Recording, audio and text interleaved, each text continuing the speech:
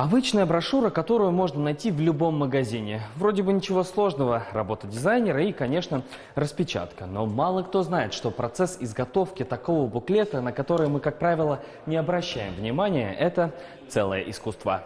Делали неправильно, но с точки зрения... Методом проб и ошибок молодые профессионалы осваивают новое печатное устройство. Задание – создать буклет из 16 листов. Точно такая же машина используется на мировых чемпионатах. Эффективная и оперативная работа – сегодня главные требования информационного рынка. Помочь сократить время обучения студентов приехал системный аналитик из Москвы. Ребятам даже не нужно ничего объяснять, один раз показал, и они все схватили. Я вообще не вижу проблем. То есть у этих ребят все получается спустя, не знаю, 15 минут общения.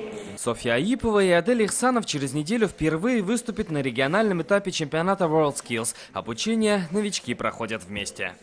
Задание будет одинаковое, ну и так сказать, сплочение всем будет. Да, на самом деле работа в команде, она помогает быстрее усвоить материал, то есть мы помогаем друг другу. От труда механизированного к труду ручному. Распечатанный буклет нужно еще правильно сфальцевать. Современно это все делают машины, в больших особенно тиражах.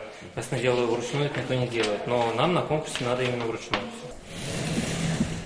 В соседнем кабинете к чемпионату в компетенции робототехника готовятся уже эксперты. Андрей Дюбанов – серебряный призер чемпионата мира WorldSkills в Абу-Даби. Его роботы – пример для молодых профессионалов. Берутся задания на региональный и международный этап с предыдущего чемпионата мира. Но вот на мире команды показывают гораздо более высокий уровень, чем у нас.